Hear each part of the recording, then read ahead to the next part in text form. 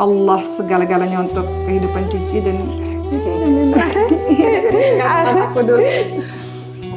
Kenapa?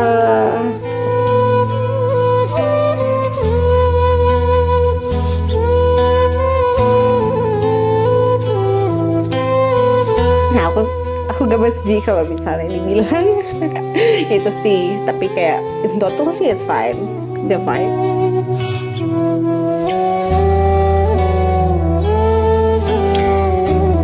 It's okay, you're strong. Bisa melangkah terus karena Bismillah. Bismillah. Ar-Rahman. Ar-Rahman. Ar-Rahim. Ar-Rahim. Asyhadu. Asyhadu An la alla ilaha ilaha illallah. illallah Wa asyhadu wa asyhadu anna anna Muhammadan Muhammadan abduhu abduhu wa rasuluh. wa rasuluh. Aku bersaksi Aku bersaksi tiada yang patut disembah tiada yang patut disembah selain Allah, selain Allah, dan aku bersaksi Nabi Muhammad adalah hamba adalah hamba dan utusan Allah. dan utusan Allah.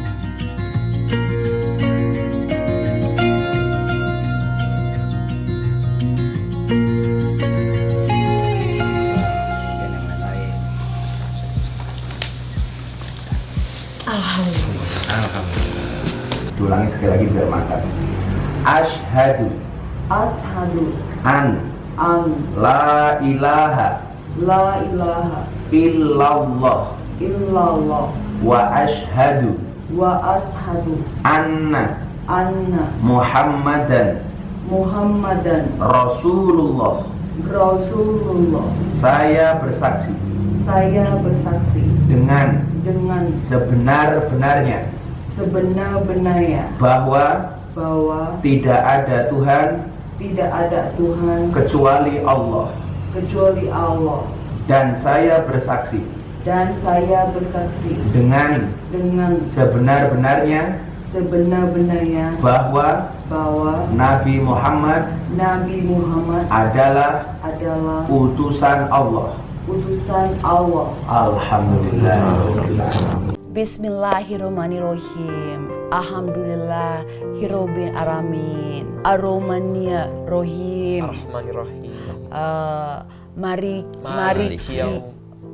Mariki Yaumiddin Iyaka na'budu wa iyaka nasta'in Idinas Sirotol Mustasim. Yang 7 aku belum. Sirotol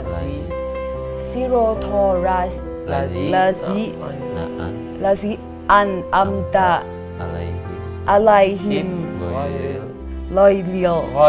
Khalil. Yang 7 aku belum. Gak apa-apa. Itu udah bagus. Alhamdulillah. Mungkin kalau dari saya keraguan itu mungkin karena saya belum terlalu banyak mendalami.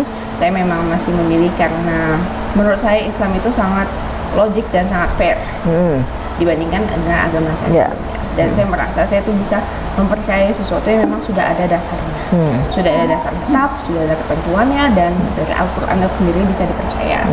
Paling yang saya bingungnya adalah bagaimana mungkin kayak saya bisa beriman terhadap Muslim, terhadap Islam sendiri, bagaimana saya bisa beriman sepenuhnya, karena itu problem saya sebelumnya bahwa di agama saya sebelumnya, karena saya memang bukan pilihan saya dan memang karena saya born into Protestant, so I need to know how do I can believe in Islam like that. Karen Armstrong, dia seorang profesor, dia menulis juga tentang Islam, tentang Nabi Muhammad, tapi in Islamic perspective. Jadi dia menulis secara jujur, tidak ada tendensi apapun. From she has written, jadi apa yang ditulis oleh Karen Armstrong itu banyak sekali orang yang converting to Islam di Amerika. Sekarang kan Islam menjadi agama yang fastest growing religion di negara-negara maju. Semakin negara itu maju, semakin Islam berkembang, ya, karena Islam sesuai dengan compatible modern science. Banyak komen-komen I convert to Islam because of her, tapi dia sendiri tidak masuk Islam sampai sekarang menjadi ateis. Nah, this is why ini kenapa bahwa hidayah itu memang mahal. Ikuti bunda ya. Bismillah. Bismillahirrahmanirrahim. Asyhadu alla ilaha illallah wa asyhadu anna Muhammadan Rasulullah. Dengan nama Allah yang Maha Pemurah, lagi Maha Penyayang. Bersaksi Aku bersaksi bahwa tidak ada Tuhan yang berhak disembah kecuali Allah. Aku bersaksi Dan aku bersaksi bahwa Nabi Muhammad adalah Rasul Allah. Rasul Allah.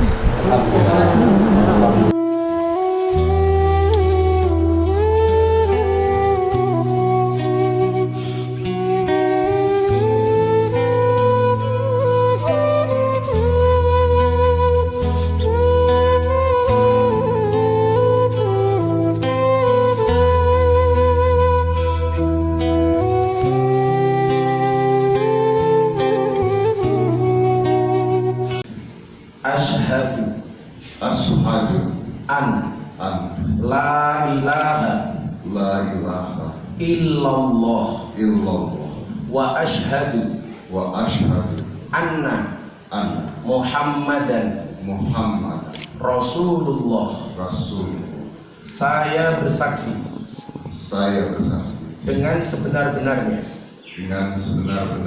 bahwa tidak ada Tuhan bahwa tidak ada Tuhan kecuali Allah, kecuali Allah, dan saya bersaksi sebenar-benarnya bahwa Muhammad adalah utusan Allah. Alhamdulillah.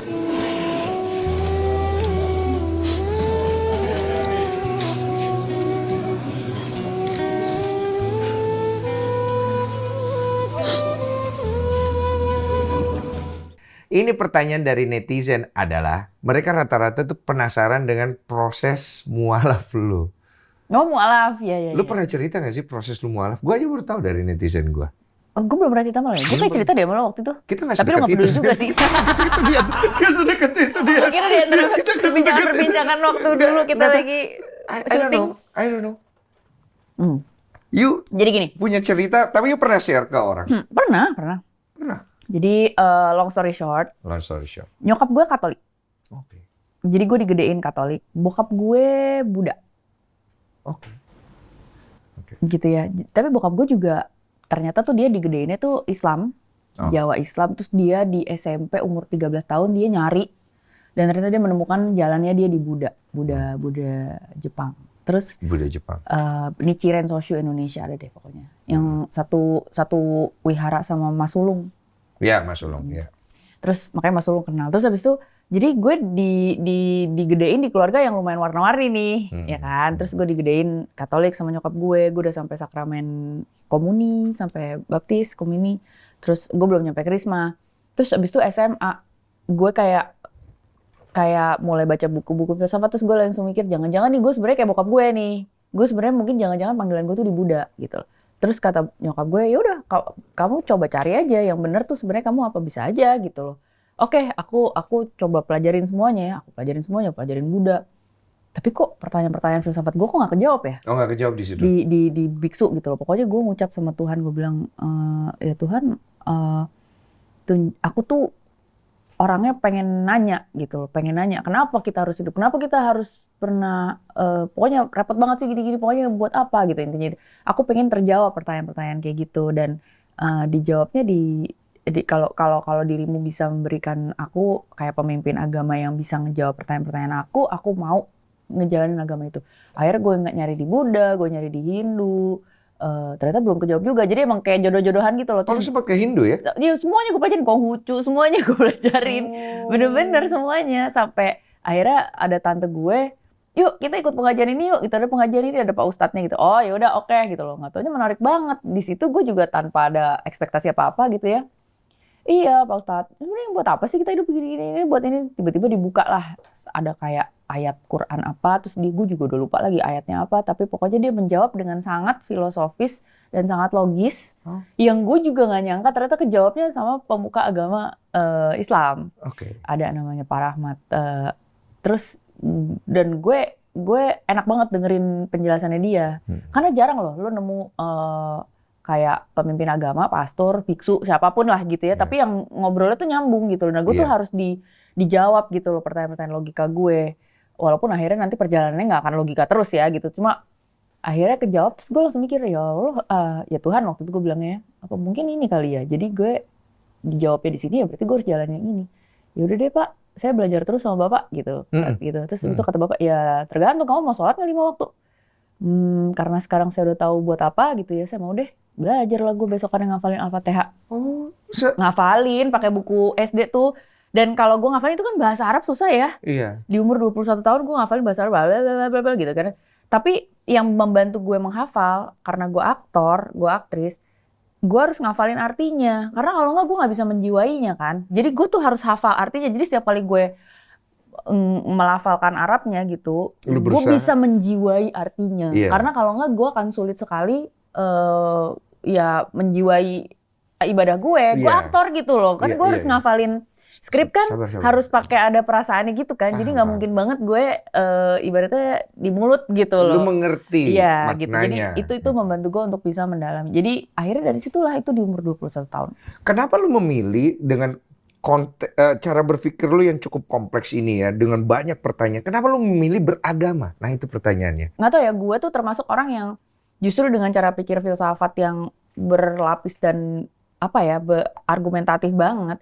Gue tuh kayak malah di ketemuinnya tuh justru intinya adalah ke Tuhan gitu loh. Maksudnya ya ngebawa lu semua ke situ. Iya, intinya tuh kita tuh harus punya faith gitu. Dan faith itu intinya adalah kebenaran, dan kebenaran tunggal itu adalah itu gitu loh.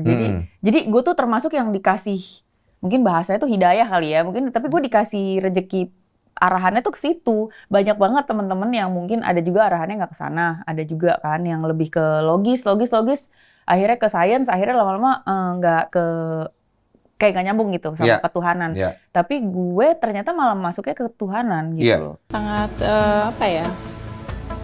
Kayak yang dari orang yang agnostik kan ya, ateis yang udah sekolah Kristen, kakeknya Katolik, jadi semua campuran, semua buku sudah dibaca gitu, tapi akhirnya kayak dapat hidayat gitu Mbak, kayak oke, mualaf deh. Saya sudah mualaf sebenarnya sebelum udah nikah sama suami saya yang orang Padang gitu kan, jadi ya benar dari hati gitu, benar belajar, dan sampai sekarang masih belajar, masih belum sempurna, masih jauh dari sempurna, tapi kita berusaha gimana relationship kita sama Allah gitu bisa jadi lebih baik lagi, dan lebih ya jadi manusia yang lebih baik lagi gitu. Apa ya, ngerasa damai dan ada lebih dari dunia ini gitu loh, bukan kita sekedar hidup di sini aja. Itu udah mereka bener rasain gitu. Jadi Allah itu nyata dan lihat semua, dia tahu semuanya, dan apa ya, nah itu yang bikin kita jadi ya sadar juga gitu. Kalau kita hidup di sini itu sudah ada yang atur semuanya. Kayak misalnya kalau ada yang menipu gitu, kita mesti sabar, kita mesti tahu kalau itu udah Allah udah atur gitu, sengaja ada di jalanmu gitu kan, jadi lebih ikhlas. Kalau dulu mungkin ajak berantem ya, mungkin masih lebih gaya preman gitu Mbak, tapi sekarang udah lebih tenang karena tahu gitu, jadi lebih tahu diri, hidupnya lebih teratur gitu, udah nggak party lagi. Dulu kan ya masih, tapi ya sejak itu udah enggak. Dan apa ya lebih sehat aja kan, our mind kan, kontrol mindset kita, lifestyle kita gitu. Kalau kita lebih ke arah agama kan otomatis lebih sehat gitu. Menurut Beka, buat Beka, walaupun Beka memang belum, masih jauh dari baik, belum 5 waktu, enggak tiap hari 5 waktu, saya coba lebih banyak amal. Ya anak-anak juga pinter ngaji. Iya ya, pinter sih. Dan mukanya sangat bule-bule tapi ikut jumatan gitu di masjid, seru deh. Tapi ya welcome semua daerah, aku kan daerah Betawi, semua orang pada welcome gitu anak-anakku. Jadi baik, ya pengajian mereka juga ikut, ya pintar sih anak-anaknya dan aku senang aku bisa ngajarin mereka dari kecil karena mereka dari kecil nggak pernah diajarin lah. Jadi ada arahan, tapi saya nggak mau maksa puasa kayak nggak mau, tapi coba ya puasa gitu.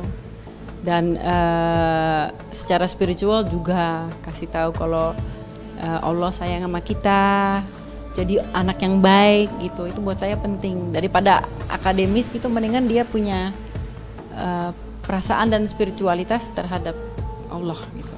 Itu jadi berdiskusi secara logik, jadi ngajar Islam juga secara logik karena buat mereka juga itu penting, bisa berdebat ya kan, dan dari sudut pandang anak-anak itu lucu sih. Tapi God ada iPhone nggak mama yang paling kecil?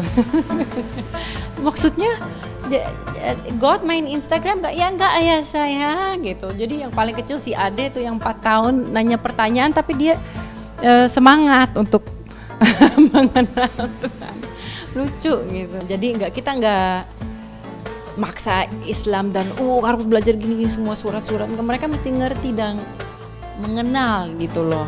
Nah menurut mereka begitu dapatnya, mereka dapat hidayah sendiri gitu, nggak mau maksa. Jadi mereka see the beauty of Islam by their eyes and their heart gitu. Menurut saya Mbak, daripada kalau Iqra kan ya mungkin mereka hafal untuk penghafalan bagus, tapi mungkin dari sisi spiritualitasnya nggak ada di situ gitu. Nah itu dari Beka, pendapat Beka gimana soal agama yang saya mengalami gitu loh.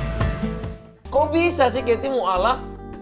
Kenapa nggak bisa? Bisa dong. Enggak, maksudnya dorongannya dari mana gitu? Iya, karena aku tahun ini aku happy banget. Aku bisa ikut yang aku pengen yang 6 tahun yang lalu itu. Jadi apa? Berarti dari 6 tahun yang lalu Katie udah mau? Yes. Iya, karena aku 6 atau 5 tahun yang lalu lah aku udah pengen banget mau belajar Islam begitu. Soalnya banyak yang komen apa ini gara-gara Aiman katanya. Oh salah. Oh berarti bukan gara-gara Aiman. Tapi teman-teman pasti kalau ikut aku dari nyaman dulu yang DJ udah tahu. Jadi nggak terlalu banyak netizen lah kena ini karena Aiman, tapi tanya doang mungkin kena Aiman, tapi bener-bener lebih banyak orang ngerti Dut banget. Dut udah belajar Islam dari dulu. Dut? Dari panggilannya Dut. Oh Dut. Oke.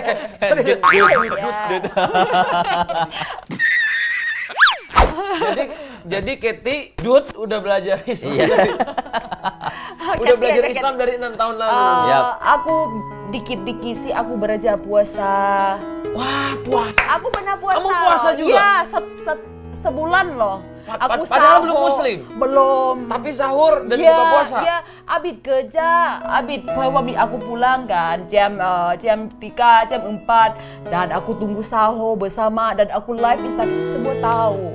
Jadi Katie itu udah dapat hidayah gitu. Alhamdulillah. Allahu Akbar. Allahu Akbar. Katie bisa dapat hidayah. Itu Katie ada dapat pesan-pesan kah dari mana gitu? Entah dari mimpi atau dari pas Katie lagi berdoa kah atau lagi menyendiri, ada dapat pesan-pesan nggak? Kenapa? Iya, karena waktu dulu aku DJ kan, terus aku juga banyak masalah banget, terus aku juga sedih di Indonesia kan, dan nggak ada orang tua yang nggak ada teman sekali, just kerja pulang terus. Setiap aku pulang, aku setiap hari dengar suara azan kan setiap hari. Tiap terus hari dengar azan. Iya, dan aku dengar jadi kok aku sampai aku kayak pengen something like that, like mau banget. Jadi aku kayak kenapa ya aku mau belajar dan ada rasa di dalam hati aku kayak aku mau loh, tapi waktu itu aku masih nggak ada teman, nggak gimana bisa masuk Muslim, jadi begitulah. Tapi pelan-pelan aku juga puasa, apa-apa aku suka tanya yang gimana ya ini, karena aku pengen banget dari hati aku, bukan karena siapa-siapa. Oh, jadi itu yang baru bener ya. Jadi masuk Islam itu atau ada gerakan itu dari diri sendiri, bukan disuruh, bukan karena siapa-siapa. Bukan karena laki-laki juga. Bukan Karena sama apa sekali. itu agama itu bukan buat main-main juga. Setuju. Kan? Betul, setuju. Kita itu harus sampai kita udah sampai kalau bisa sampai kita mati. Benar. Gitu. Hal apa yang paling Katy pertama belajar kemarin setelah jadi mu'alaf?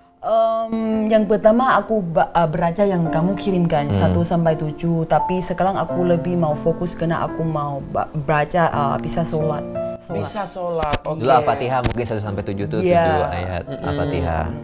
Yang penting pelan-pelan ya bro. Yes, Ya, benar-benar karena apa pelan-pelan. satu aku juga bahasa aku masih kurang banget. Yes. Dan aku harus ingat satu poin. Kalau aku orang Indonesia pasti gampang lah ya kita. Tapi ini aku orang Thailand bahasa juga kurang, jadi aku harus pelan-pelan banget. Tapi alhamdulillah sekarang kena apa hati aku juga niat banget, jadi aku cepat. Cepet banget. Udah bisa rukun Islam, hafal Katy. Udah hafal? Hafal rukun Islam, rukun iman udah. Terus Al-Fatihah udah lumayan sampai 6 ayat gitu. Karena memang keren. Islam itu kan indah ya, rahmatan lil alamin. Jadi memang di Islam itu Katy nggak harus kayak terburu-buru harus bisa ini bisa itu. Benar. Karena mu'alaf itu ada spesialnya. Iya. Jadi diberikan nggak usah yang kayak tiba-tiba Katy udah bisa semua. Iya, betul. Tapi pelan-pelan dari yang penting kan niatnya. Yes. Niat aja boleh bahasa Indonesia mau sholat, boleh bahasa Indonesia. Kalau bacaan yang penting ya itu dulu Al-Fatihah, Ya, Al-Fatihah. tahiyat.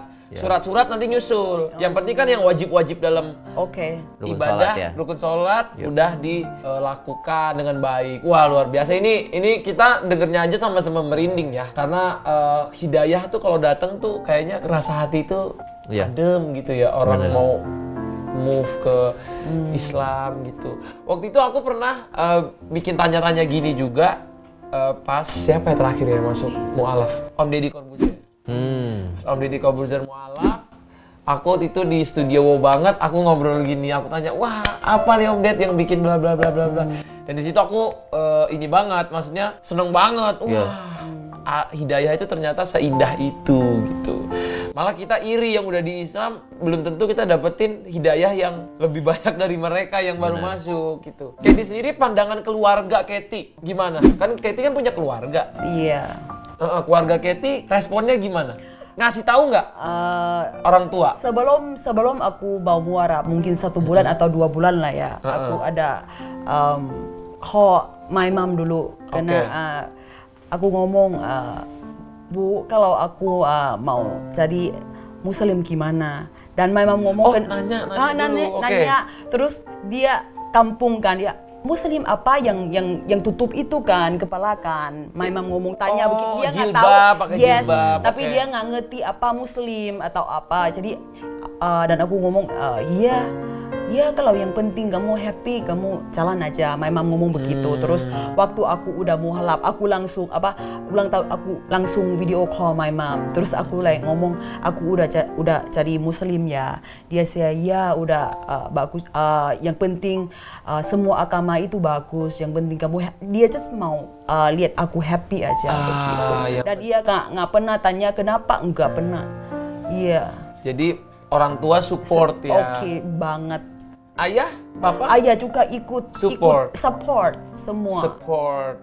Karena yang penting tuh kan support dari keluarga ya. Karena kalau bertembung sama keluarga tuh paling nggak enak kayak gitu ya. Wah luar biasa ya, berarti orang tua udah mendukung, keluarga mendukung, masyarakat mendukung, fans-fansnya Katy juga mendukung, kekasih hati Aiman juga mendukung. Berarti komplit ya. Insya Allah. Hidupnya komplit ya Katy sekarang ya. Kalau Aiman sendiri ada planning nggak nih sama Katy? Gara-gara misalnya Katy udah satu agama nih, ya siapa tahu gitu kan? Planning sih pasti ada. Ada apa? Ada ke depannya harus gimana. Cuman kita jalanin aja, nggak mau yang di-push harus ntar abis ini gini-gini, enggak sih. Jadi biar mengalir aja. Tapi kan keren, Arman udah ngajarin Al-Fatihah ya. Alhamdulillah. Udah bisa Al-Fatihah ya? Alhamdulillah, yang 1 sampai 7. Baru Oh, hafal 6. Tapi yang 7 masih Iya. baru tanya. Iya, baru sampai 6.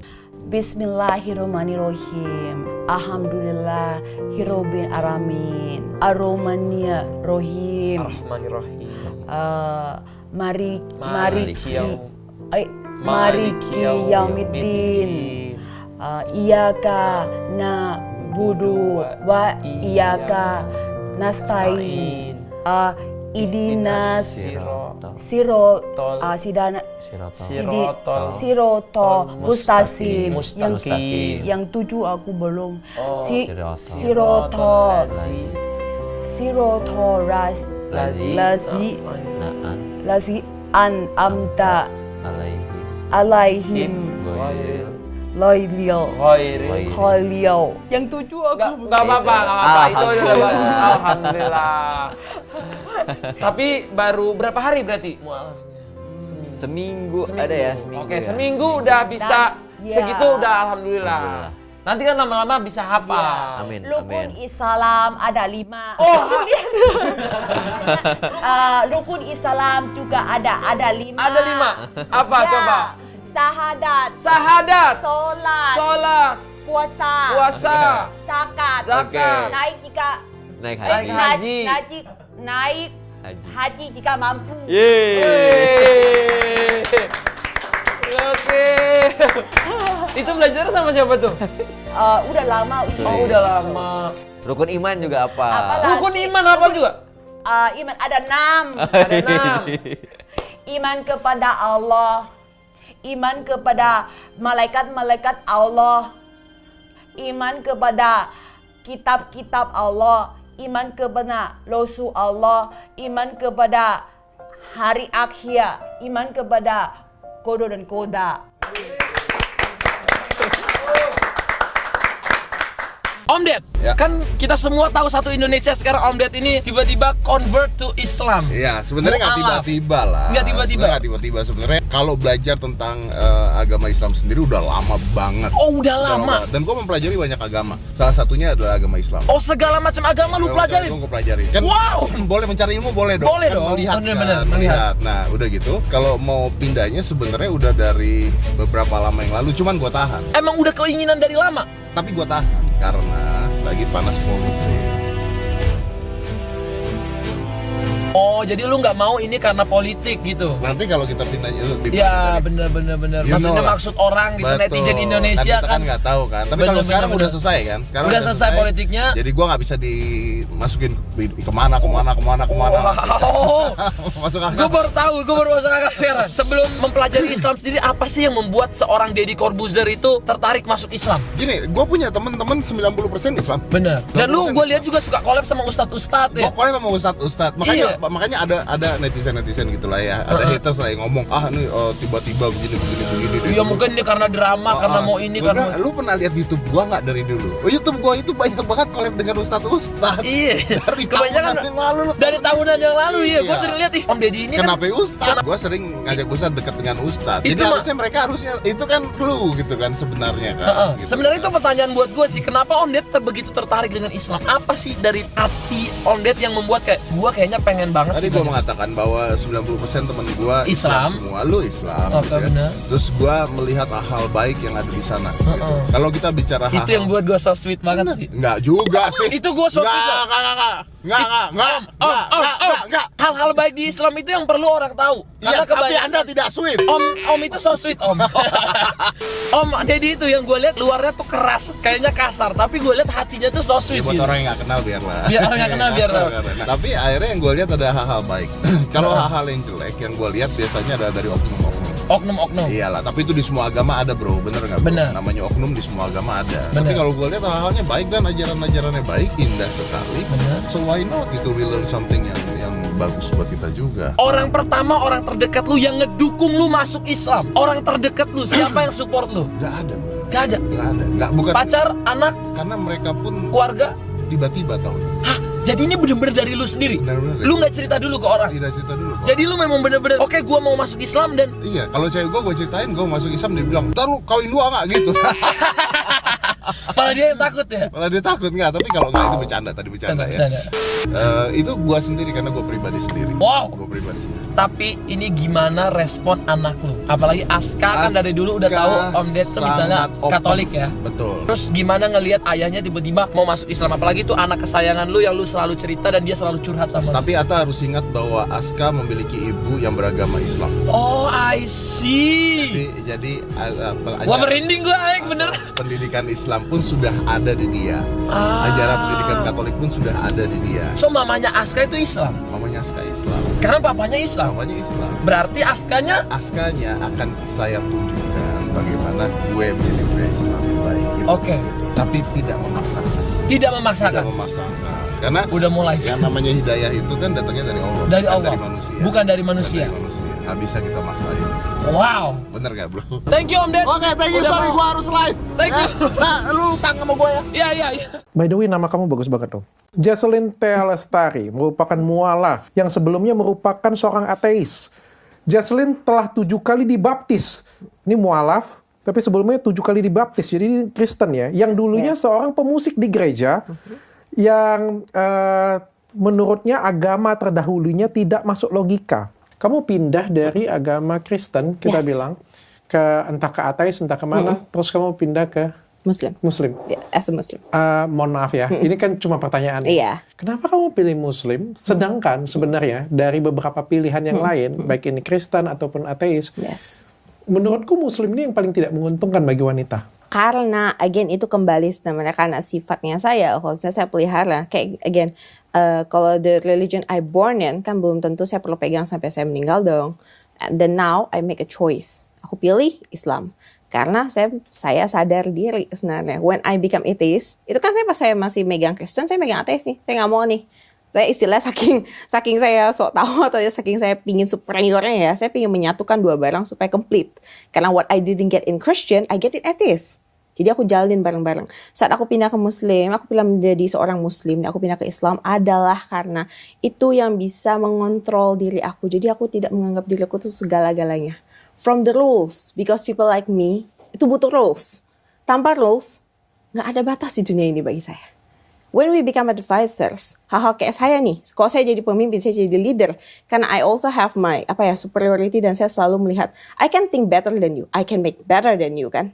One day, who can coach me gitu loh? Because I always feel better. Satu hari sepandai-pandai tupai melompat pasti jatuh. Walaupun kita sepinter-pinternya, tapi kalau kita nggak mau nunduk, kita pasti jatuh. And I believe that will happen. Jadi sebelum itu terjadi pada saya nih, saya udah ngerti nih, diri saya nih kuat banget, keras banget. Kadang aku juga gak ngerti ya. Aku bahkan mau nasihati diri aku nih, lu jangan ambil keputusan begini. Tapi saking kerasnya pendirian saya, dan dibaskan dengan logik yang jelas, dan faktanya begini nih mendukung nih. Bahkan hati nurani saya udah gak bisa melawan keinginan saya. Yang mana yang kamu takutkan destroy yang apa itu? Jati diri saya tuh orangnya keras dan very kalau saya mau sesuatu, istilahnya fokusnya saya bisa 100% ya. Apapun cara apapun itu, gimana pun caranya saya akan halalkan sampai saya jadi. And I know every single step of it, dan aku tahu seberapa jauh lines yang akan I cross. Bukan cuma saya cross, saya ilangin tuh line. Kalau bisa saya ilangin, saya ilangin. Bahkan curang pun gak ada masalah. Gak ada masalah. Because gitu. as long as I have the focus, selama aku punya tujuannya nih, terus aku udah ready set go semuanya, apapun tuh keterobos sampai aku dapat. Oke, dan kamu butuh religion, kamu butuh agama, dan agama Islam itu untuk membawa jalan kamu ke arah yang lebih baik. Jadi sometimes orang kan gini ya, some people memikirkan, pagar ngapain sih diri kita mesti dikontrol, ngapain sih kita mesti dikekang. Kan we have free will, we are human gitu loh, the most powerful being in the earth lah istilahnya ya. Tapi kayak gini, for some people like us, we can destroy ourselves gitu loh. Kayak orang kayak saya nih, kalau saya terus mau hanya mengikuti kemauan saya, hanya mau superioritinya saya mau dianggap equal dan lain-lain. Kayak yang kau bilang, saya gimana bisa nganggap pasangan saya equal kalau saya bisa habisin dia gitu loh. Berarti kan pada akhirnya saya butuh pendidikan akhlak.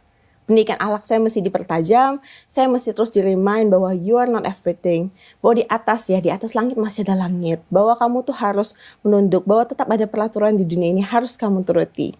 Kalau enggak akan jadi orang yang sangat jahat nih. Kok orang kenapa bisa jadi sangat jahat? Mungkin sometimes dulu kayak masa lalunya baik ya. orangnya kalem, orangnya pinter or something, tapi kok dia bisa sangat evil sih? It doesn't happen suddenly gitu loh. Mungkin mereka tuh punya tahap-tahapan di mana mereka bisa insyaf ya, mereka bisa sadar diri, tapi mereka menolak. Mereka mementingkan, yang penting saya dapat kemauan saya. We only live once, right? Tapi kayak gitu, saya melihat the other side of it. Okay, we only live once, we get everything we want. With what cost gitu loh? There is the cost of everything. Nah, saat saya sudah mulai sadar di Kristen tuh saya udah mulai agak benar-benar lainnya udah hampir hilang nih. Istilahnya hati nurani saya tuh sudah mulai dikalahkan dengan logiknya saya ya. Kayak logically, betul kata correction. Lu jangan pindah, rugi kalau pindah. Logically begitu kan. Tapi deep down inside, I know kalau aku nggak pindah, I will destroy myself one day. Oke. Deep down aku ngerti itu. Dan selama aku masih punya sedikit, ini perbandingan saat aku pindah itu tuh 50-50 kok. Jadi nggak 100% langsung kayak 100% Islam. Awalnya, nggak sampai 70 malahan kok. Jadi ini kan 50-50, ini 50% atheist and Christian, ini 50% Islam. Kita tahu Islam udah good nih. Kita udah dapat buktinya, dalil, everything kita udah tahu. Ini 50% yang atheist dan Christian masih bilang, lu ngapain repot-repot Cong? Kayak ini tuh menyakitkan kalau sekali lu pindah. Tapi dalam 50% kita, hati kita tuh tahu, ini kayak, ya ini tuh egonya saya. This is my ego gitu loh. Jadi saat 50% of my hati nurani udah menjawab, oke, kuatkan diri aja. Barang itu ada proses. Kalau melakukan hal yang tujuannya baik itu, ada cost-nya juga. Sama juga when you do something bad, ada konsekuensinya juga. Tapi kan masalahnya adalah tujuan lu apa? Apakah konsekuensi ini worth it untuk ditembus, untuk meraih tujuannya saya?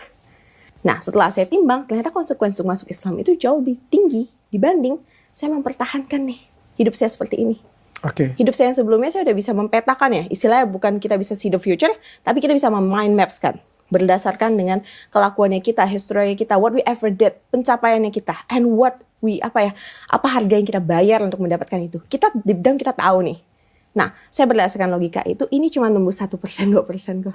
Nah, tapi kan kayak yang tadi aku tanyain, oh ini bagian Quran nggak? Ini bagian hadis nggak? Bagian mana? Nah, itu kita mesti pelajari. Itulah keindahannya Islam. Jadi kalau ada sesuatu yang membingungkan nih ya, jadi kita jangan langsung diklaim, waduh, berarti ini nih yang benernya nih, ini.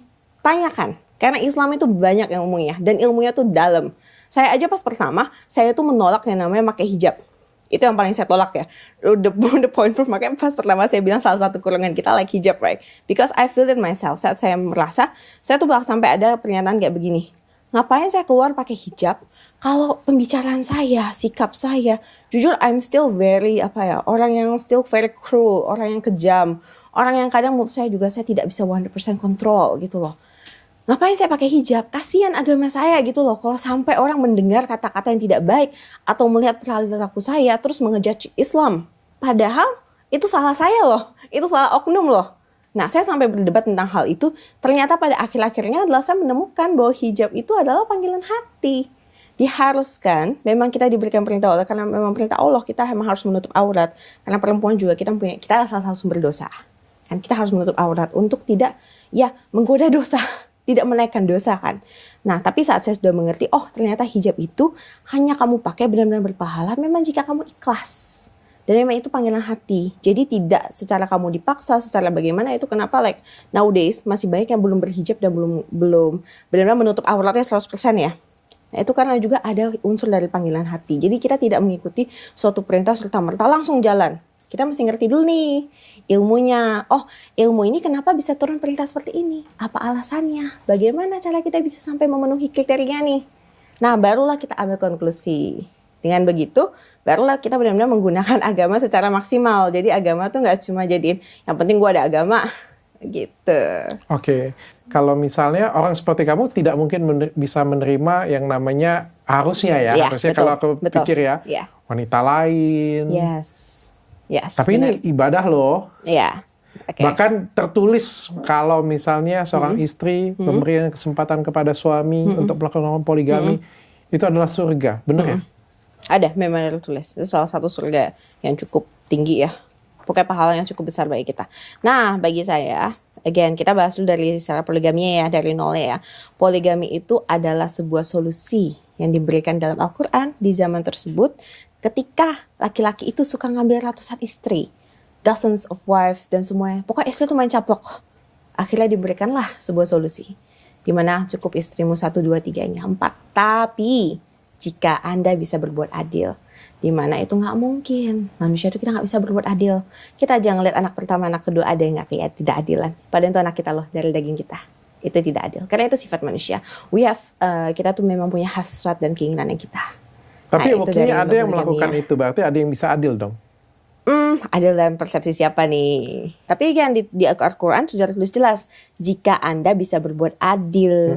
Nah, kita sebagai perempuan, as a dominant women ya, kewajibannya aku adalah dengan adanya persyaratan mengenai poligami ini, menurut aku I'm quite grateful ada hal seperti itu dikatakan keluar. Kenapa? Kok nggak ada dikatakan keluar? Gimana kita mau kasih tahu? Gimana kita mau edukasi suami kita? Gimana kita mau kasih tahu mereka sebenarnya poligami itu bukan sebuah alternatif ya, seperti kayak kita boleh nih pasti udah dibolehkan. No, bukan alternatif, tapi itu adalah solusi dari permasalahan. If we really have a problem dan memang diharuskannya poligami, nah ini solusinya. Jangan ambil terlalu banyak dan janganlah Anda berbuat janganlah kamu sampai tidak adil. Betul kan? Itu solusinya. Karena itu sempat ateis juga kan. Nah, kenapa bisa sampai kepada titik kemana saya pilih ateis? Ateis itu masuk akal. What is the real God? Apa sih yang maksudnya punya agama? Apa sih yang namanya orang manusia beragama? Islam tuh belum jadi agama yang saya lirik, bahkan Islam nggak akan saya lirik. Basically kenapa? Karena first of all, again back to aku juga Chinese. In Chinese, going into Islam itu kayak ini bisa benar membahayakan bagi kita. Kita juga akan mungkin diasingkan. By our own clan. Kalau agama lain masih nggak masalah, nggak kelihatan soalnya, nggak kelihatan. Saya cuma perlu cari sosok Tuhan. Saya perlu sosok agama yang benar.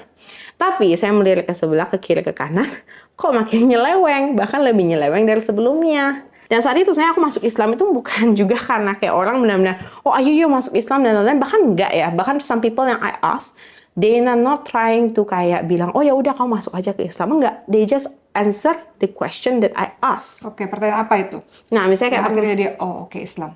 Nah, misalnya kayak begini. Misalnya saya tanya, emang dosa-dosa, kalau dulu itu kan persepsi saya terhadap dosa itu adalah good and bad. Tapi kan good and bad itu relatif ya. Dan banyak banget ya, abu-abu banget tuh good and bad ya. Semua orang bisa mengatakan doing bad things is good for a good reason. Selama reasonnya good, itu good kan. Itu kan abu-abu banget. Itu kan pembelaan diri kan. Nah, tapi saat saya tanya dijelasin. Dosa itu jelas sih. Dosa tuh emang ada A, B, C. Emang ada dosa kecil, emang ada dosa besar. Ada dosa yang termaafkan, ada dosa yang tidak termaafkan. Itu sudah ada ilmunya. Dan I didn't only ask one person. Saya tanya orang-orang lain yang juga menurut saya cukup edukatif. Orang-orang yang bukan cuma memang saya berasal dari keluarga Islam, jadi saya jadi Islam. Saya tanya yang benar-benar kayak lumayan memang di hidupnya sendiri dia juga mencontohkan hal-hal yang menurut saya kayaknya kalau saya jadi orang baik pun saya nggak bisa ya jadi kayak kamu. Nah saya tanyain, jawabannya sama. Ada kategori dosa yang memang sudah dijelaskan oleh agamanya. Nah itu membuat saya interested itu. Dan memang ada kategori namanya you have to be responsible of your action. Dimana ada responsibility. Kalau kamu melakukan hal yang buruk atau gimana, kamu tuh nggak bisa cuma berdoa terus dimaafin. Nggak bisa. Kamu have to do something in return as well. Tapi kan di agama sebelumnya, pertama agama Cici kan juga begitu diajarinnya seperti itu. Dosa tuh yang besar tuh begini, yang kecil begini. But as long as you trust dan berdoa hilang. Nggak fair dong. Right? Nah, what I search is that what is the fairness gitu loh. Apa untungnya jadi orang baik? Karena kalau misalnya nggak ada untung jadi orang baik, apa jadi orang baik? Semua aja jadi orang jahat. Tinggal banding-bandingin yang mana yang paling jahat, yang mana yang paling enggak kan. Seharusnya kan agama tidak mengajarkan kita lebih jahat, tapi membuat kita tuh mengerti bahwa kenapa baik itu penting. Bukan cuma pura-pura baik yang penting di depan orang kelihatan baik kan. Kalau kayak gitu mendingan saya jadi orang jahat jelas. Right? Nah, sekali saya di agama Islam, saya baru diajarin benar kenapa sih harus penting banget jadi orang baik. Karena dosa itu tidak semerta-merta hilang saat kita berdoa. Kita berdoa itu kita memohon. Kita tidak memerintahkan Allah, kita bukan memerintahkan Tuhan, tapi emang Allah yang akan Maha Pengasih yang akan mendecide in the end. Bukan, decision-nya bukan tangan kita. Beda dengan religion saya sebelumnya, decision sepertinya di tangan kita. Dan decision sepertinya yang penting percaya. Tapi kan kalau kita terus-menerus menyuruh orang hanya tunduk, itu kan sama seperti kita ini mengontrol, mencuci otak orang ya. Tidak memberikan mereka ke pengertian bahwa kenapa sih kamu mesti tunduk, kenapa sih kamu harus melakukan A, B, C. Nah, saya tuh ingin nanyain kenapa reasonnya saya harus baik. Yakinkan saya. Kalau tidak bisa ada yang meyakinkan, mendingan gak usah baik. Karena jadi orang baik di dunia itu rugi banget. Oke, paham. Nah, jadi Cici ini mendapatkan jawaban dari pertanyaan-pertanyaan yang selama ini ada, itu merasa puasnya jawaban-jawabannya ada di Islam. Iya. Sampai akhirnya Cici menjadi seorang Muslim itu kan juga nggak mudah ya, Ci. Maksudnya Cici juga harus belajar lagi dan yang Dari paling nol. dari Iya. nol pastinya. Dan sebelum kita mengarah ke belajarnya Cici kayak gimana, berikutnya adalah yang tidak happy dengan keadaan itu kan banyak ya. Banget. Apalagi Cici sekarang udah mulai dakwah, apalagi Cici terkenal dengan kayaknya kok nggak ada takut-takutnya sama sekali nih orang gitu menyuarakan sesuatu. Nah itu kan mungkin ada beberapa yang nggak happy atau mungkin kok gini banget gitu. Nah itu gimana tuh Ci? Maksudnya menghadapi hal-hal seperti itu. Oke, kalau untuk menghadapi bagi Ada yang takut nggak atau komentar, maksudnya atau ada rasa takut atau ada rasa Oke, nah kalau untuk menghadapi kayak misalnya orang yang tidak setuju dengan saya, bagi saya itu ya apapun yang saya sampaikan, everyone have a right to agree and disagree. As well as when I hear anyone else, saat saya mendengar misalnya guru, pengajar, ataupun ustadz, ataupun pemuka agama lainnya, saya juga punya hak untuk agree and disagree. Jadi kalau misalnya a lot of people want to be disagree with that, it's fine, it's good, it's mean you think, right? Kalau keluarga sih memang secara ini tidak terlalu menyetujui, tapi akhirnya mereka mengiyakan saja ya. Oke, udah pilihan kamu ya sudah. Iya, sudah pilihan kamu, yes, like that. Tapi lebih intinya sih begini ya, when I face people like disagree with me atau misalnya membenci sekali dengan pilihan saya akan kembalikan begini juga. By the end of the times, I try to tell you what I already learned. By the end of the times juga, itu juga memang responsible saya. Bagi saya yang sudah, saya merasakan ya dari pengalaman hidupnya saya berbagi ke Anda. Semoga it can be useful, but if it's not useful, you can just forget it atau mungkin Anda telusuri. Siapa tahu from there you can get your hidayah or anything gitu sih. Kalau about getting hate ataupun getting in problems kayak nggak takut dia bakal iniin. Manusia tuh kita tuh hidup nggak lama, nggak panjang. There is nothing, nggak ada gunanya juga kita habiskan hidup kita hanya untuk takut dengan orang. Manusia itu sama manusia nggak perlu saling takut-takutan. Nanti aja kalau sampai di end of the time semua kita akan meninggal. Lebih baik kita takut kepada Allah dibanding kita takut kepada sesama manusia. Tapi manusia selama manusia, dan saya percaya begini. Bukan seperti hidup kita itu 100%, oh kita harus berani sepanjang hidup kita. Bukan. Lebih kayak don't overthink it, don't over worry it. What will happen in our life will happen kalau memang itu takdirnya. Memang kalau hidup kita itu saat kita dilahirkan tuh udah ada benangnya dari ujung sampai akhir hidup kita tuh sudah ada. Nah kalau ada sesama manusia yang cuma ingin merusak, mau mengubah takdir kita nih, mau begini. Selama takdir kita mengatakan no. Saya masih baru nih di rancah ini kan. Saya masih melihat that I can give an outsider view. Because I come into Islam as someone from the outsider juga, yang juga sudah melihat the cruelty of the world. Itu seperti ini. Nah, agama kita bagian mana yang bisa memfix diri kita? Sebenarnya I kind of search for that. Karena kalau misalnya kita human being, kita cuma datang, cuma beragama, istilah kita cuma use our religion as yang penting saya beragama, yang penting saya kelihatan soleha, menurut saya it's not the point. The point itu adalah pemikiran manusia. Buah pikir kita yang harus diubah menggunakan pengetahuan agama yang sudah diberikan supaya kita become a better human being. Supaya ada yang membedakan human dan animals. Kalau enggak kita sama-sama manusia yang cuma makhluk. Makan, minum. Ya makhluk yang cuma dipenuhi nafsu. Dan lebih parahnya, pokoknya saya mau, saya gunakan segala cara dari ujung ke ujung. Itu kan yang salah sebenarnya. Karena kita punya akal untuk mengconsiderate apa? Oh kalau kita mengambil the steps, what is the positive and what is the negative. Dan kalau sampai kita udah nggak bisa pakai agama ataupun kita nggak bisa pakai pengetahuan kita untuk membedakan itu, then we are animals. We are literally animals. Sebenarnya kenapa sih memang Islam itu yang paling benar-benar, kenapa peraturan-peraturan Islam diciptakan seperti itu? Lebih kayak I try to search for it, I try to understand it. Oh kenapa sih emang harus begini? Nah, jadi aku cari tahu dulu hal-hal yang memang menurut aku ini nih fondasi paling dasar. Karena the problem with mualaf is that saat kita menjadi mualaf itu kan kita ada dinamakan dosa kita terhapus ya. Sebelum-sebelumnya buku kita diputihkan. Tapi kebaikan kita disimpan sebagai tabungan. Karena kita mualaf, kita mendapatkan ya grace road-nya lah. Tapi grace road-nya ini tidak datang tanpa ada godaan-godaan syaitan dan lain-lain. Jadi kalau saat kita menjadi mualaf, terus kita langsung mikir, oke, kita udah bener. Ya sabar dulu, tahan dulu. Karena proses kemualafan itu, the first, we get a grace road, kita mendapatkan penghapusan ya, pemutihan. Tapi on the same times itu adalah masa-masa yang paling rentan untuk kamu akan jatuh dan you will never want to even see Islam anymore. Karena you feel like kayak kamu menukarkan diri kamu dengan sesuatu yang sangat tidak berarti. Karena dan saat kamu masih rentan itu, ya segala macam tekanan even from outsider dan lebih parahnya lagi akan from insider, from each Muslim itself. Akan digunakan segala cara apapun untuk membuat kamu goyah. Jadi saya cari dulu hal-hal pertama yang menjadi fondasi-fondasi dasar. Nah jilbab adalah fungsi utama yang paling saya rasakan pada diri sendiri adalah untuk mengontrol diri Anda dan mengerti kita itu wanita memang harus menjaga namanya harga diri dan juga kita punya tata cara berbicara dan kita juga harus ya memproteksi supaya kita itu dipandang oleh orang sebagai memang wanita, memang lebih mulia, lebih murni dan lain-lain. Tapi yang fungsi utamanya sebenarnya adalah untuk memprevent kita. Mungkin saat kita banyak godaan ya, kadang kita saat di luar atau saat capek ataupun saat marah, kadang kita tuh pasti ada godaan ingin melakukan dosa, melakukan apapun yang jahat lah, atau bertindak yang di luar yang harusnya ditetapkan agama kita. Seperti kita akhirnya kita sudah tidak memikirkan lagi tentang diri kita sendiri, kita sudah tidak memikirkan lagi tentang apa, kita hanya ya udahlah mau-mau saya aja. Jilbab itu saya mengingatkan kita, kalau kita melakukan itu, yang kita sakitin itu bukan diri kita. Islam yang pertama disakitin, karena it's how people see Islam first. Sebagai perempuan itu lebih berat ya tanggung jawabnya, seperti ya kodratnya juga ya, kita juga yang melahirkan manusia.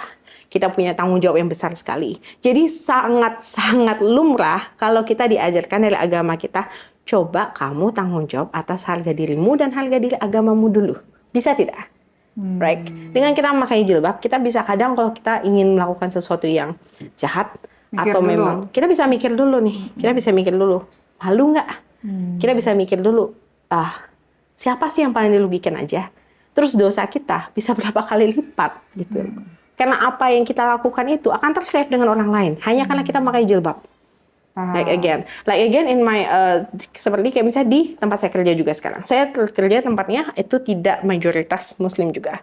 Jadi di mana saya itu harus berusaha gimana sih supaya saya itu tetap bisa menjaga. Don't judge a religion too much by the appearance. Appearance is only an appearance. Sebenarnya kenapa sih semua orang ingin mencap kita dengan hal yang sama negatif-negatif? Karena memang sebenarnya ajaran kita paling benar. Jadi kalau kita tidak coba diselewengkan dari hal-hal yang lainnya, orang akan mulai melihat ajaran kita.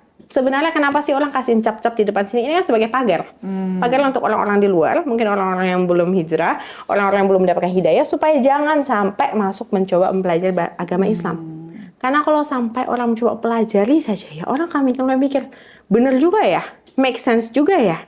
Nah, jangan sampai ada itu. Jadi saya melihat makin ke ujung-ujung sini, cap-cap itu tuh memang dijadikan untuk protection karena memang ajaran kita jangan sampai disentuh oleh orang.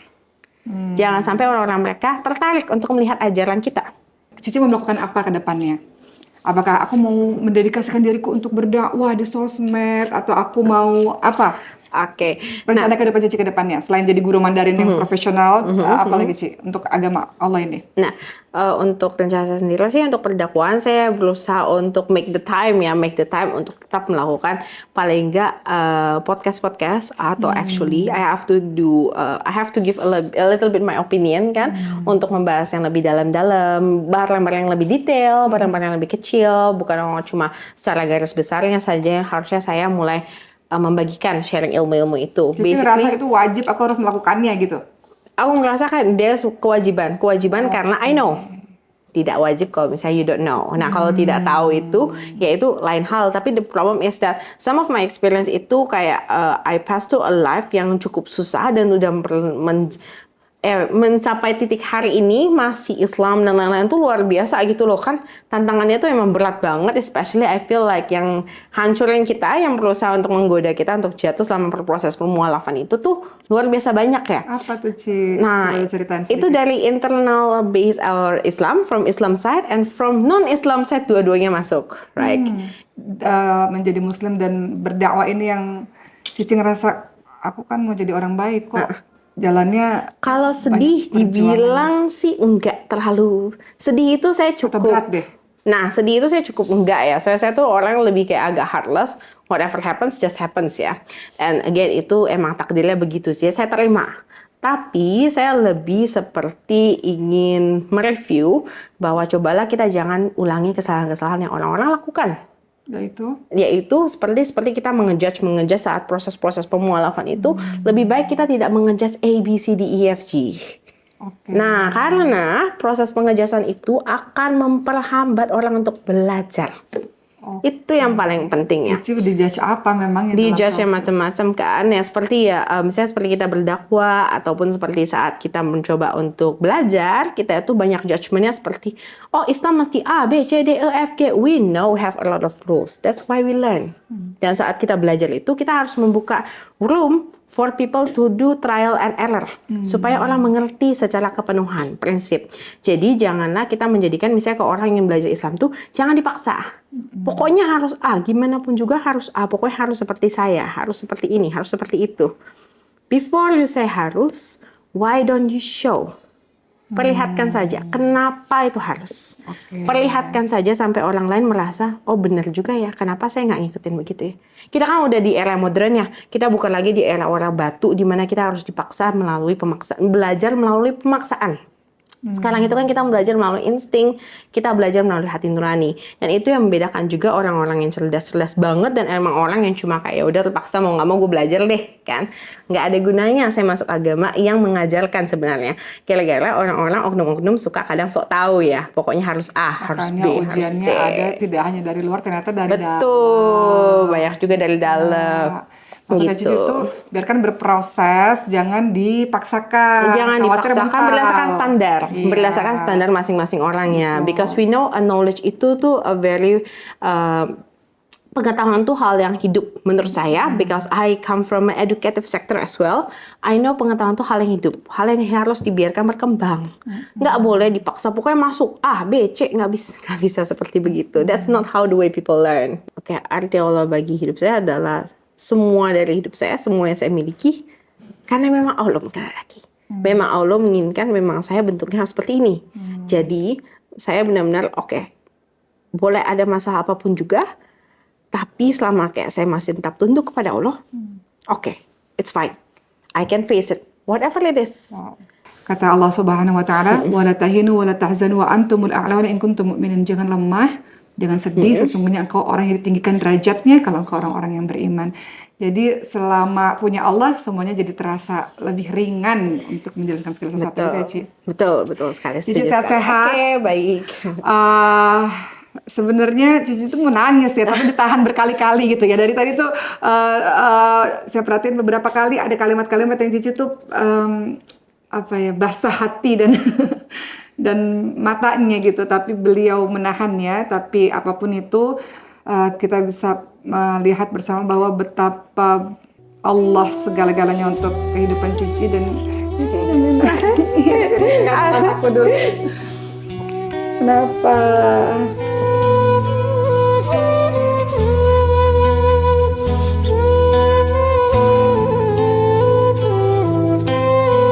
Nah, aku gak sedih kalau misalnya dibilang itu sih, tapi kayak in total sih it's fine, still fine.